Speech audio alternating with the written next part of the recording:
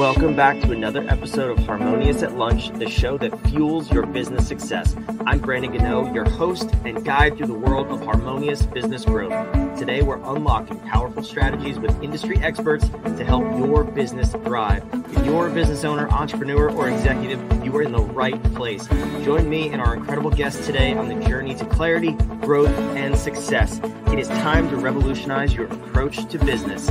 Let's dive in with another episode of Harmonious at Lunch. Welcome back to some more bite-sized business advice. I have selfishly a very interesting episode lined up today, an area of business that I have always been curious about and never had good answers. So I'm hoping for you, the listener, we have all of the answers that you would ever want to know about merchant services. Yes, maybe a boring topic. That's okay. This is an area of your business that you need to have a hold of because, as our guest, I'm sure will explain, you spend way too much money if you're using Stripe and PayPal and all the big popular companies like that. So let's unpack this and welcome our guest, Tarina Taylor. Thank you for being here. Thank you for having me, Brandon. So I really set you up there. We're gonna throw some rocks at the big guys here. Stripe, PayPal. Let's kind of get the whole list out. Are those the two big ones, or are there more of these big companies that people are probably familiar with when we talk about merchant services? PayPal, Stripe for online is usually the top two. Square, Toast, and Clover is usually the ones for more like brick and mortar places. And we actually have a partnership with Clover, so we sell Clover as well. Oh, awesome. Okay. I was going to say something really mean about them, but I won't. Okay. So I've used all of those platforms in the past in multiple businesses, pros and cons, I'm sure, but I want to unpack, like, first of all, who should use your services versus, like, when should we be looking at working with someone like you versus one of those big guys like a Stripe or a PayPal? Can you help me unpack that? Well, usually when we first get started in online business, we're going to go with those because they're the most popular, and that's the ones where you can hurry up and get yourself starting to process payments. But once you start reaching a certain threshold, say 10K a month, you might come into an issue with PayPal or Stripe, because with online businesses, the more you start to make, they will, what we have seen with businesses, shut down people's accounts, or they'll put a hold on your funds for 3 to 6 months. I think 6 months is like really pushing it, but 3 months, I mean, just holding your money for 3 months it's not cool. So what we do differently is we put you through an underwriting process ahead of time, so none of those hiccups will come up. So you usually get approved within 24 to 48 hours. It's not anything difficult as long as you have a business bank account, a government issue ID, and you have, if you do have a brick and mortar, you have a business address, then you're good to go. You can get accepted within, like I said, 24 to 48 hours.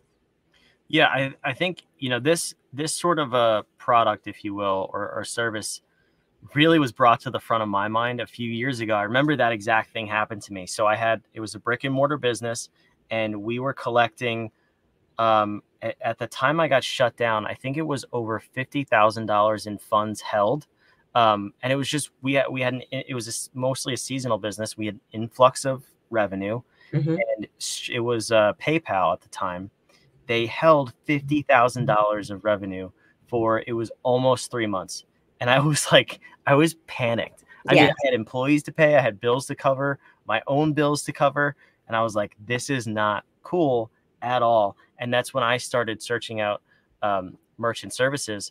So I think this is why I was selfishly interested in this topic, because it seems like this thing, like, oh, maybe I'll get to it one day, but the Stripes and the PayPals are so convenient, right? Yeah. We don't look at the downside of how much of our money are they taking, first and foremost, and then how quickly can they just say, bye-bye, we're shutting you down, and they don't care. So yeah, this is an important conversation to have. So you said that kind of 10K in revenue mark is where you should probably start thinking about the switch.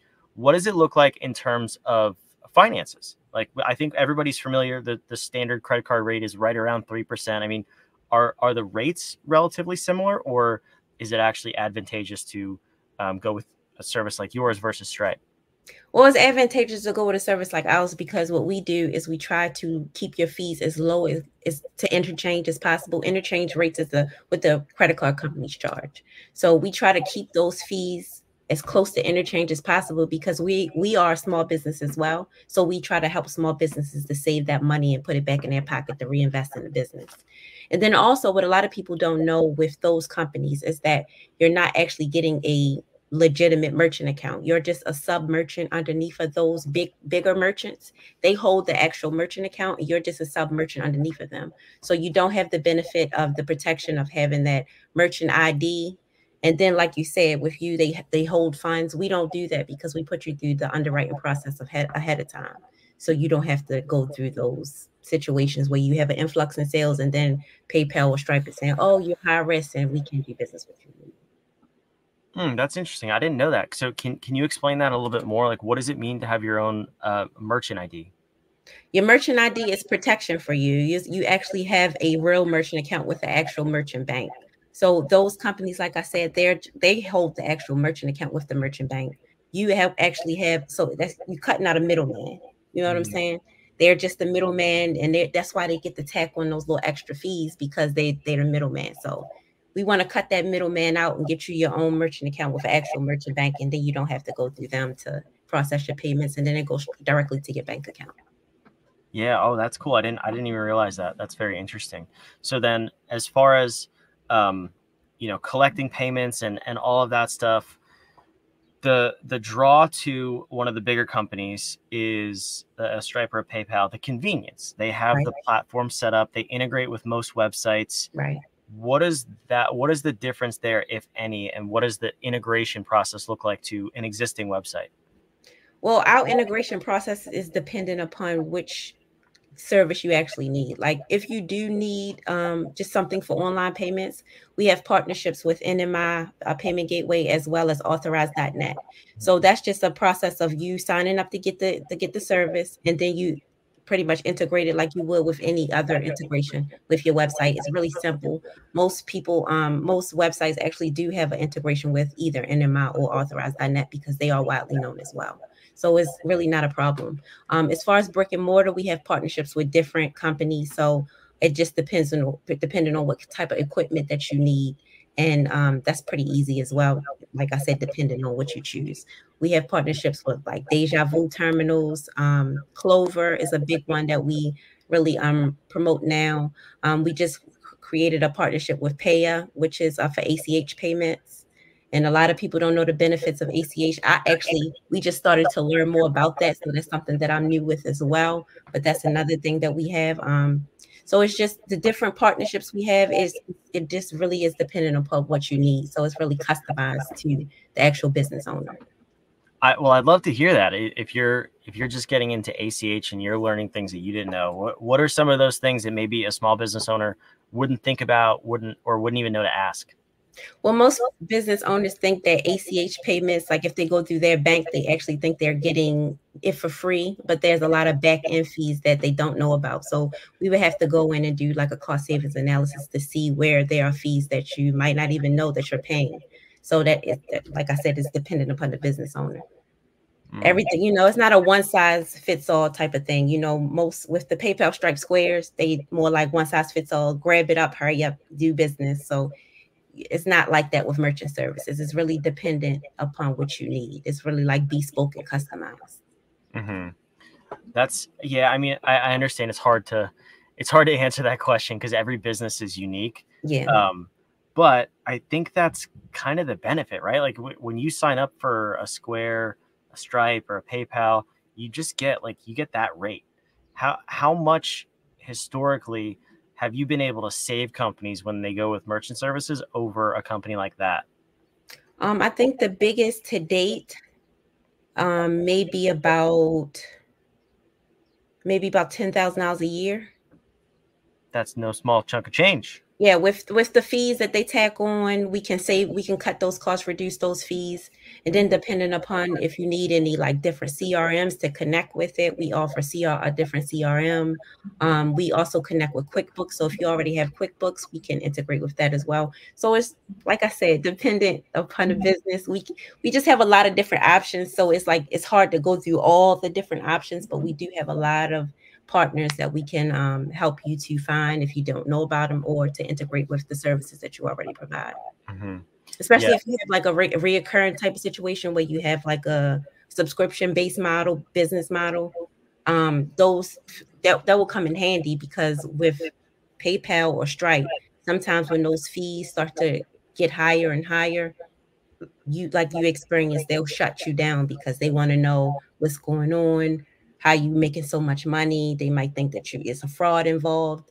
So that's the benefit of going through that underwriting process before you get the actual merchant account.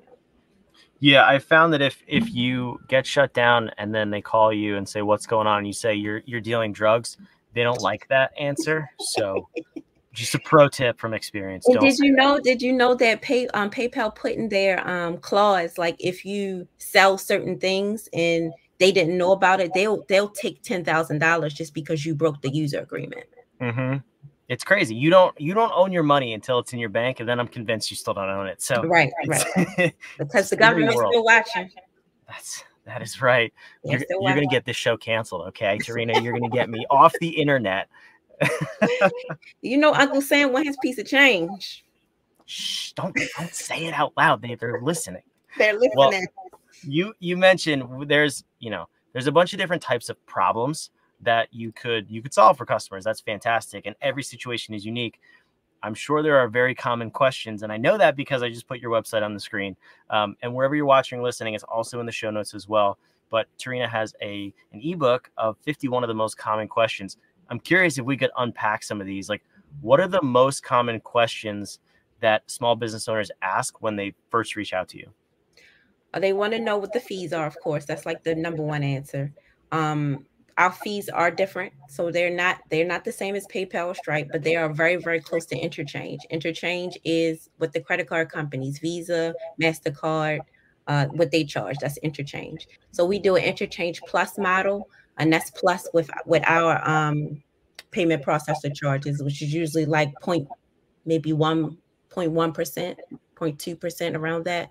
And so that's the interchange plus model. And that's pretty much the business model that we try to stick to when we offer our services, because like I said, we want to keep those fees low because we want you to keep the money in your pocket. We're not trying to make a whole bunch of money off of you. We just want you to have a better service. Mm-hmm. So can we break that down a minute? I'm familiar with these terms because I've been through this process, but the first time I went through it, I was like, what is it interchange, first of all?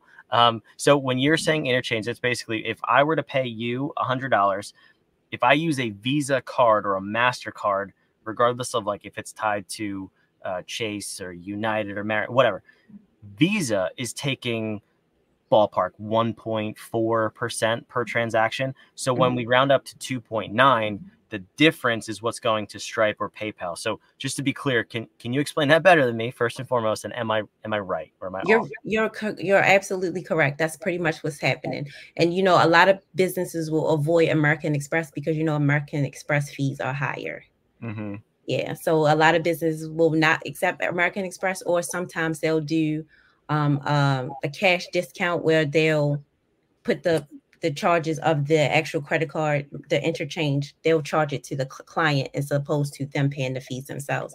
Me and my mom just actually went to a restaurant the other day. They were using Clover, and the whole 4%. If you use your credit card, 4%, you had to pay an extra 4% because they weren't covering any of the credit card fees. Wow, that's I've never heard that for a restaurant. That's interesting. Mm-hmm. A lot of businesses are doing it now. We call it a cash discount. So if you pay in cash, of course you're going to get a discount because you're not paying those credit card fees. Yeah, and I think it's some people can't do it. It's better for the business. It's better for you as the customer. So when you can, awesome. But it's a credit card world. It's a plastic world. So we have to adapt where we can. What are, on the flip side of the most common questions, though, what are some of the questions that you maybe wish more business owners would ask you or know ahead of time before starting this process? Just knowing everything you need to go through the underwriting process smoother, because like I said, we're trying to get you accepted, approved as quick as possible. So just having that paperwork that you need, making sure you have a business bank account, because I know a lot of businesses have started without having a business bank account. And once they reach a certain amount of money, they switch. But just keeping those fees separate from your business and your personal finances is something that you should have set up immediately once you start your business. That's just something to me that you should have. Having proper IDs, and then if you can get a copy of your actual your merchant account that you are, what are you doing with Stripe and Square? They don't actually show like a whole merchant statement, but that you can get, your past like 6 months of, how much you paid, how much you charge, how much they charge you in credit card fees. So that's just something that we would like to see, so we can do a cost savings analysis to see where we can save you money.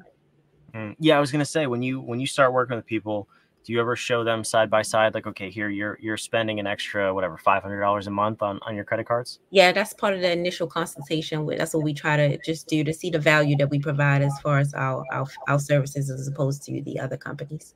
Mm-hmm. And then as you're going through this process, let's say someone does want to switch, it makes financial sense, everything's going to integrate. Are there any common roadblocks or One second. What's that? I'm sorry, that was my daughter.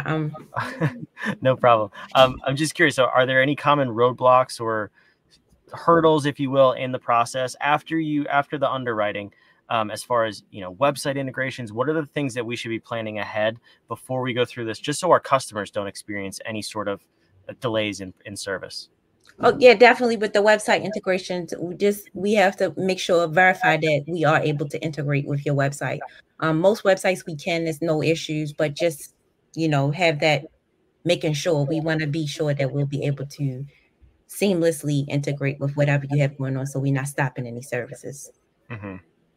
Yeah, it's always good to plan ahead, and I'm sure in the ebook that I put on the screen, and again is in the show notes, you kind of answer all these questions. Yes. To go through. Okay. Yeah. That's good stuff. Yeah, I mean, for me, the conversation is important, because when my eyes were open to what rights I have and don't have as a business owner of my own money, I was terrified, and I immediately switched at that time off of PayPal, like I said, but still they held my money for 3 months. So this is a terrifying situation. Hopefully most people don't ever get to that point. Right. But I think this conversation is worth visiting. Should somebody be in a position where they maybe don't want to lose all of their income for 3 months. So that's what we want to avoid. Definitely. Yeah, absolutely. So if someone is interested in reaching out and getting this process started, I know you gave us the link for the ebook, but where's the best place to go to get this conversation started with you? TarinaTaylor.com. You come straight to my website. You can book a consultation immediately. Consultations are free. I do not charge, because I just want you to see the value in saving money. And once you switch over, I don't charge anything for you to switch over either. We just want you to, work with us, because we feel that we are the best. That's it. Work with the best. Say no more, right? Well, Tarina, right. Thank you so much for coming here and unpacking some of this with me. I really appreciate it. Thank you, Brandon. I'm so happy that I got the chance to talk with you. And I'm on all social medias as well. So if you want to come follow me on Facebook, Instagram, I'm there. I'm not on TikTok anymore. They shut me down. So I let them go. At least they didn't hold your money, right? Right. Positives. Okay. That's awesome. So we'll include all of those links and all the social media down in the show notes below. Wherever you're watching or listening, make sure you hit subscribe, so we can keep bringing you these informational episodes, bite-sized business advice for you at lunch, and hopefully opening your eyes to different ways to grow your business, save you money, make more money, whatever it is. We're here to help every single weekday for 15 to 20 minutes. We'll see you on the next episode.